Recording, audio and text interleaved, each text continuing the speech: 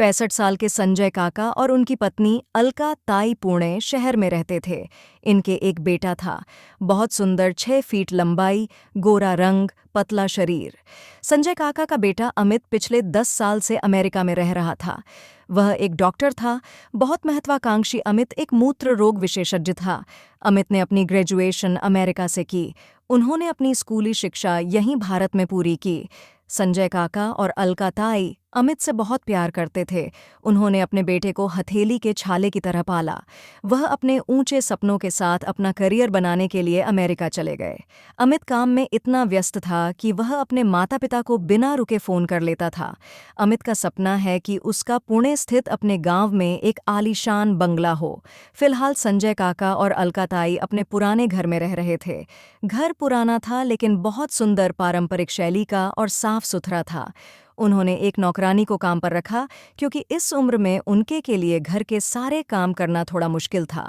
उनका बेटा अमेरिका में यूरोलॉजिस्ट बनकर अच्छी खासी कमाई कर रहा था। वह हर महीने अपने माता पिता को पैसे भेजता था। बेटे के भेजे पैसों से वह आराम से रह रहे थे। बकौल अमित, तब नए घर का काम शुरू हो चुका था। अमित घर का काम निपटाकर अमेरिका से वापस भारत आकर शादी कर यहीं बसने वाले थे। अमित का लक्ष्य भारत में अपना खुद का मल्टी स्पेशलिटी अस्पताल खोलना और उससे ढेर सारा पैसा कमाना था, और वह उसी के अनुसार कड़ी मेहनत कर रहे थे। संजय काका के बेटे को आलीशान जिंदगी पसंद थी। वह हॉलीवुड फिल्में देखकर प्रेरित थे। जैसा कि अधिकतर महत्वाकांक्षी लोगों के साथ होता है, अमित के साथ इसका उलटा हुआ। उसका रहन सहन, पैसा, गाड़ी, बंगला देखकर स्वार्थी लोग उसके आसपास इकट्ठा होने लगे। उन्हें लास वेगास में कमाए गए पैसे खर्च करने और कैसिनो में जुआ खेलने की बुरी आदत लग गई। इधर पुणे में गर्मी शुरू हो गई थी और बहुत गर्मी पड़ रही थी। उनके घर का ऐसी कई महीनों से बंद रहने के कारण खराब हो गया था। अचानक बादल छा गए और बदलते वातावरण के साथ रहना असहनीय हो गया। अचानक एसी शटडाउन के कारण संजय काका ने ऑनलाइन साइट से एसी खरीदा। एक मैकेनिक को बुलाया। अगले दिन तय कार्यक्रम के अनुसार एसी मैकेनिक आया। उसने तय कार्यक्रम के अनुसार दरवाजे की घंटी बजाई। एसी मैकेनिक का नाम प्रशांत था। प्रशांत को घर में ले जाने के बाद वह तुरंत एसी देखने चला गया, लेकिन संजय जी और अलका जी ने उसे पहले थोड़ी देर बैठने के लिए कहा और चाय पानी के लिए पूछा। चाय पीने के बाद प्रशांत ने उठकर अपना एसी चालू कर दिया। मरम्मत शुरू हुई।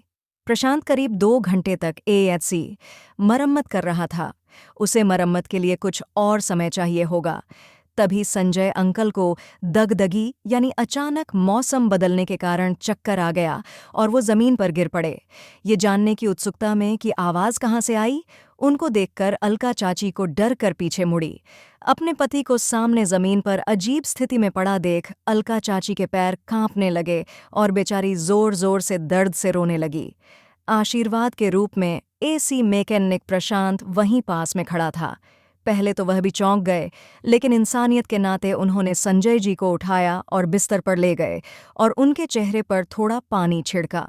प्रशांत अलका आंटी को आश्वस्त कर रहा था कि चिंता मत करो, वे ठीक हो जाएंगे, मैं तुरंत जाकर डॉक्टर को बुला लूंगा। प्रशांत बाहर भागा और अपनी बाइक लेकर डॉक्टर को लाने गया, और 15 मिनट बाद वह हाथ पैरों पर गिरकर भीख मांगता हुआ एक डॉक्टर को लेकर आया। इस समय तक संजय काका थोड़ा होश में आ गए थे। आए हुए डॉक्टर ने संजय अंकल की जांच की, उनका ब्लड प्रेशर चेक किया, उनकी पल्स चेक की। संजय अंकल के पसीने से लथपथ चेहरे और शरीर, घबराई हुई आवाज़, थोड़ी सी लड़खड़ाती बोली से उन्हें पूरा अंदाज हो गया कि संजय जी को हल्का दिल का दौरा पड़ा है। कोई जोखिम नहीं लेना चाहते थे। घर आए डॉक्टर ने चाचा का मामला हृदय रोग विशेषज्ञ डॉक्टर के पास भेज दिया और तुरंत उन्हें किसी विशेषज्ञ अस्पताल में ले जाने को कहा। हालांकि स्थिति अभी बहुत चिंताजनक नहीं थी, लेकिन प्रशांत का समय पर भागना संजय जी की जान बचाने के लिए काफ़ी था। हालांकि अलका ताई पूरे मामले को लेकर चिंतित थीं, लेकिन संजय काका और अलका ताई प्रशांत द्वारा दिखाई गई तत्परता की भावना के लिए प्रशांत की बहुत सराहना कर रहे थे। प्रशांत की बात करें तो प्रशांत एक गरीब परिवार का बेटा है। कम उम्र में अपने माता पिता की छत्रछाया खोना, माता पिता के प्यार के लिए तरसना और घर की स्थिति निराशाजनक थी। प्रशांत को उसके चाचा चाची ने अपने साथ रखने से मना कर दिया था, इसलिए प्रशांत बचपन से ही अनाथालय में पले बढ़े। महत्वाकांक्षी और ईमानदार होने के कारण वह दिन में पढ़ाई करते थे और रात में काम करते थे। पैसों की कमी के कारण उन्होंने किसी तरह बीकॉम पूरा किया और फिर तुरंत नौकरी नहीं मिली तो आजीविका के लिए 3 महीने का स्पेशल एसी रिपेयरिंग का कोर्स पूरा किया। इसके साथ ही सहयोग स्वरूप अन्य उपकरणों जैसे वॉशिंग मशीन, फ्रिज की मरम्मत का भी प्रशिक्षण दिया गया। प्रशांत का स्वभाव बहुत प्यारा था, इसी तरह वह हमेशा दूसरों की मदद करना पसंद करते थे। प्रशांत को एक लड़की पसंद थी, वह भी अनाथ थी। कुछ काम करके पैसे कमाना, शादी करना और खुशहाल जिंदगी जीना प्रशांत का बहुत खूबसूरत सपना था। उसके लिए वे लगन से काम कर रहे थे, अपनी जान दे रहे थे। वह अपनी भावी पत्नी के साथ एक सुखी परिवार के बगीचे को पुष्पित करना चाहता था। प्रशांत की वजह से मानो संजय जी को नई जिंदगी मिल गई। उन्हें ऐसा लग रहा था मानो उनका दूसरा बेटा उनके साथ है और वह उनकी देखभाल कर रहा है। दोनों ने प्रशांत से अगले दिन भी मदद के लिए आने का अनुरोध किया। अगले दिन प्रशांत संजय अंकल और अलका ताई के साथ हृदय रोग विशेषज्ञ के पास गया।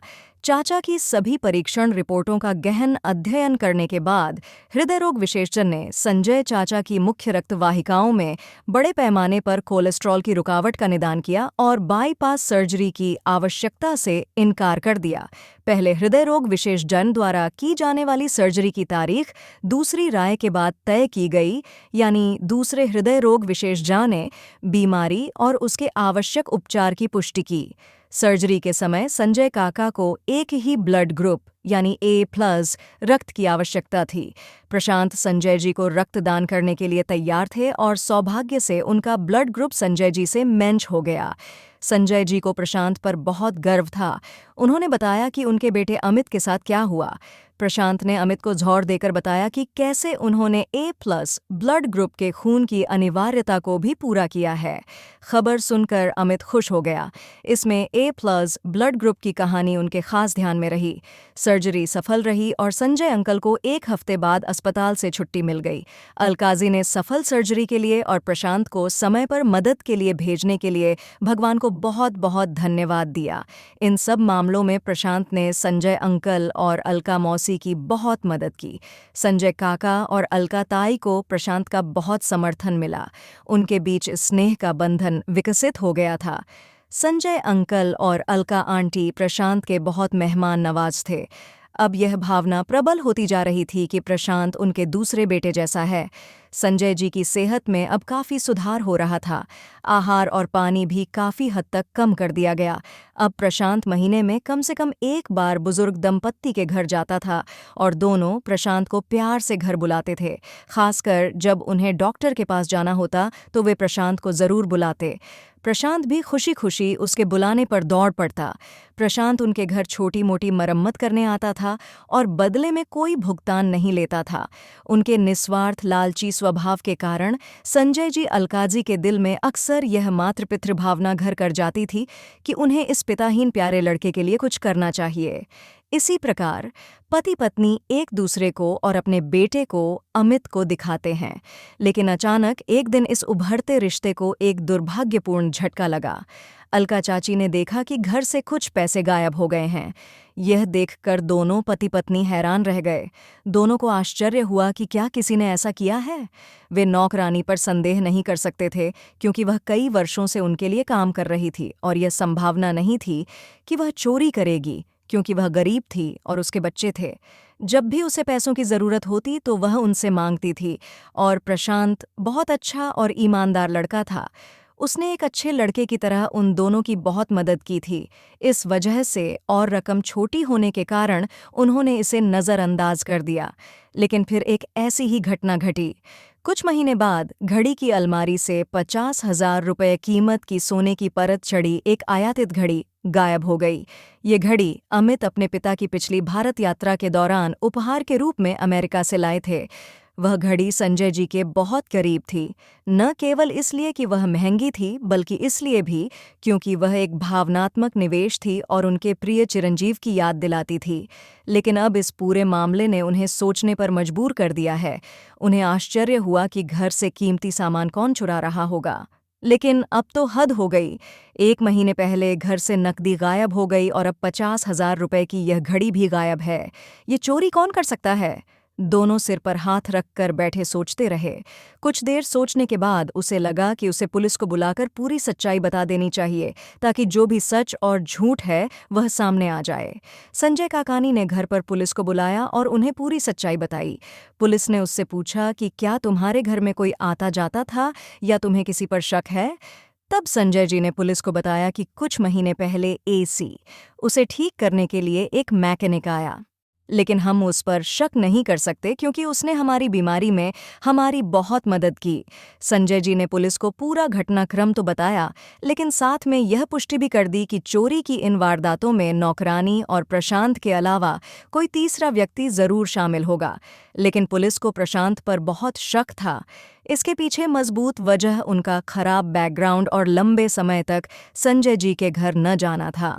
पुलिस ऐसे कई बुजुर्ग जोड़ों की कहानियों से वाकिफ थी, जिन्हें पहले विश्वास में लिया गया और फिर धोखा दिया गया। इसलिए पुलिस को बुजुर्गों की बातों पर आसानी से यकीन करने का सवाल ही नहीं था। पुलिस ने संजय जी से कहा, अगर आपके पास प्रशांत का नंबर है तो हमें दीजिए। संजय जी ने पुलिस को प्रशांत का नंबर दिया, लेकिन जैसे ही पुलिस ने उन्हें कॉल किया, नंबर स्विच ऑफ हो गया। पुलिस ने 15 मिनट और आधे घंटे के बाद 2 बार फिर प्रशांत से संपर्क करने की कोशिश की, लेकिन दोनों प्रयास विफल रहे। अब पुलिस का शक प्रशांत पर बढ़ गया है। आगे की जांच में पुलिस को पता चला कि वह अपने दोस्तों के साथ घूमने गया था।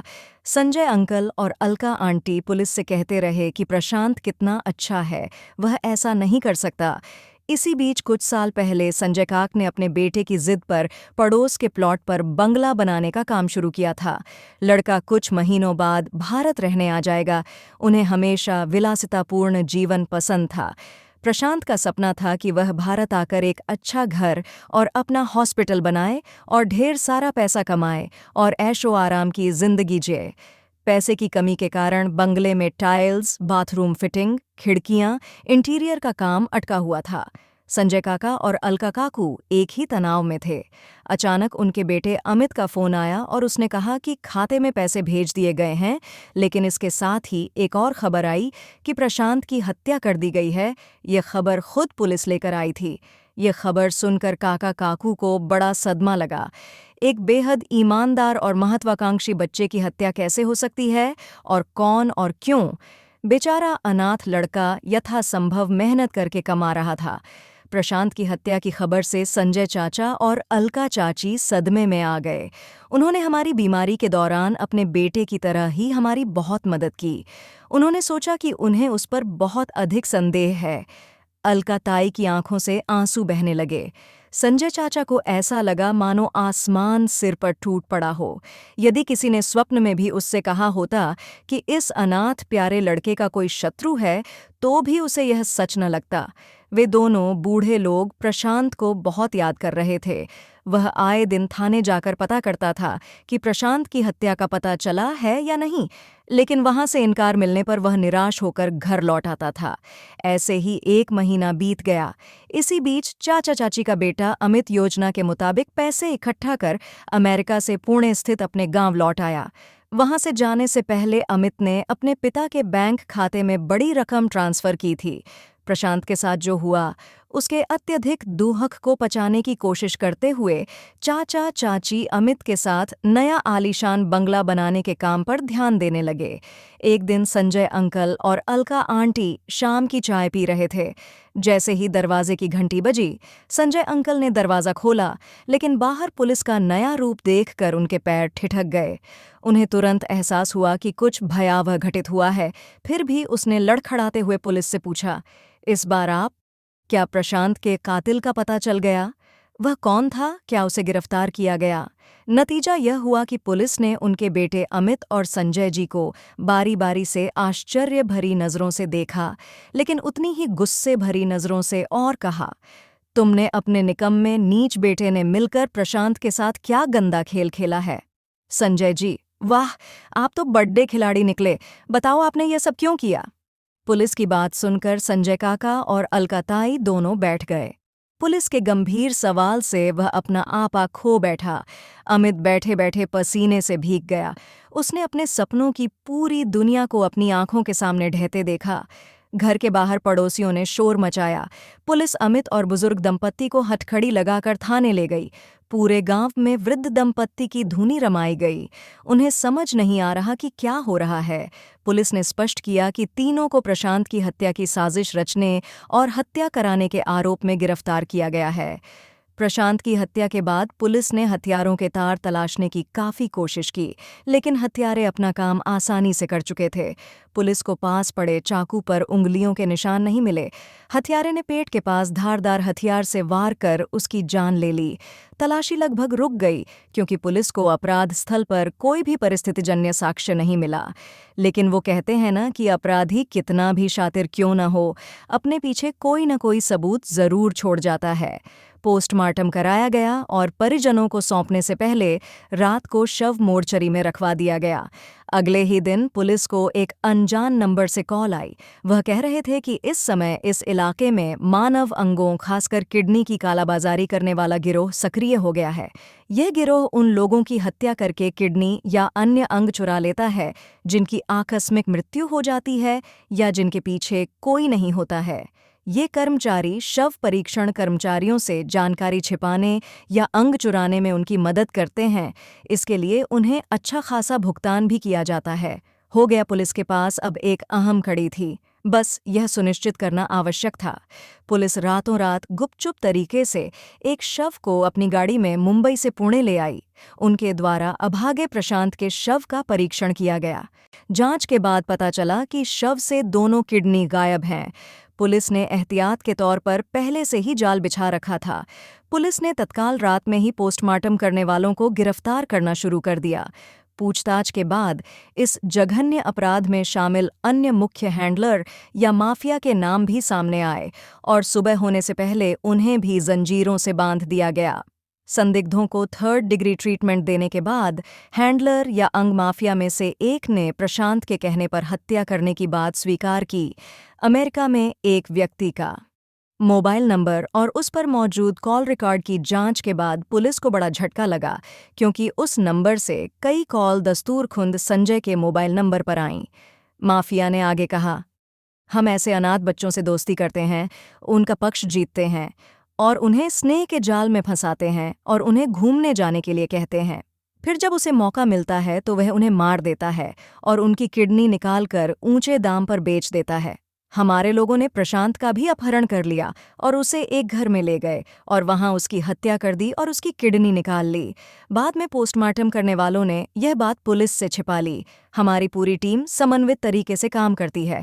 आज तक हमने कई लोगों के अंगों और खासकर किडनी की तस्करी की है। इससे हम बहुत पैसा कमाते हैं। माफिया ने बताया कि हत्या के दूसरे दिन प्रशांत की किडनी दुबई के रास्ते अमेरिका भेज दी गई थी।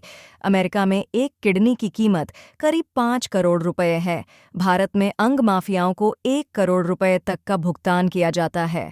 व्यक्ति जितना छोटा होगा, उसके अंगों की मांग और पैसा उतना ही अधिक होगा।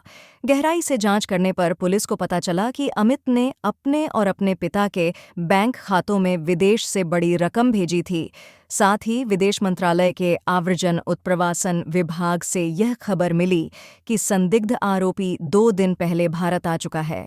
पुलिस को लगा कि सावज खुद ही जाल में फंस गया है या कि अमित को उनके ही समय ने अमेरिका से भारत खींच लिया था। पुलिस ने कहा, संजय जी, क्या आपको ये सब करते हुए शर्म नहीं आती?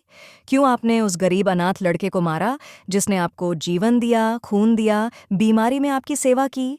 अरे चाचा चाची, बूढ़े लोग इस उम्र में भगवान के नाम पर पुण्य कमाते हैं और आप हत्या में भाग लेते हैं और उस पैसे से आलीशान विला बनाते हैं। क्या आप भी ईश्वर की सजा से नहीं डरते? अब अपना शेष जीवन जेल में बिताओ। पुलिस ने संजय अंकल, अलका आंटी, उनके डॉक्टर बेटे और सभी संचालकों माफियाओं को कोर्ट में पेश किया। अमित ने कबूल किया कि उसने प्रशांत की हत्या की साजिश रची थी और उसकी दोनों किडनी चुरा ली थी और उन्हें पैसे के लिए बेच दिया था, और इसका मुख्य कारण प्रशांत के लिए उसके माता पिता का स्नेह था। मानवता के खिलाफ इस अपराध के लिए अदालत ने अमित और सभी माफियाओं को मौत की सजा सुनाई, जबकि सभी शव परीक्षण कर्मियों को आजीवन कारावास की सजा सुनाई गई। संजय काका और अलका ताई दोनों को कोर्ट ने किसी पुख्ता सबूत के अभाव में बरी कर दिया। दरअसल बुजुर्ग दंपति भाग तो गए थे, लेकिन अब उनके पास कहने को कुछ नहीं था और कुछ भी कहने को नहीं बचा था। आमतौर पर बच्चे अपने माता पिता के बुरे कर्मों का फल भोगते हैं, लेकिन यहाँ कर्म उल्टा हो गया। कुछ ही दिनों में संजय काका की दिल का दौरा पड़ने से मौत हो गई। वहीं बदकिस्मत अलका काकू बड़ी मुश्किल से आखिरी कुछ दिन गिन रही हैं। स्वार्थ और पाप किसी एक को नहीं, बल्कि हमारे निकट आने वाले सभी को मार डालता है। पूरी कहानी सुनने के लिए धन्यवाद। आपको यह कहानी कैसी लगी, हमें कमेंट में अवश्य बताएं।